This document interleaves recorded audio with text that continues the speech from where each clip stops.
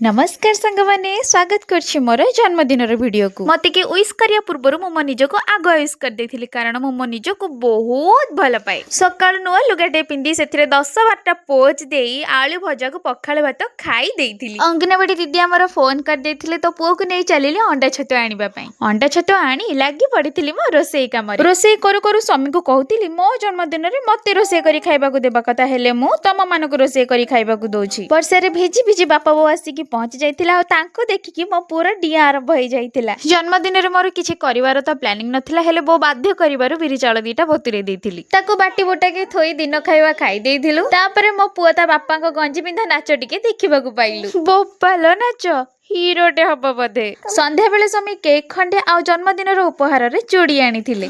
उपहार छोट हो कि बड़ हो हृदय देवा दरकार।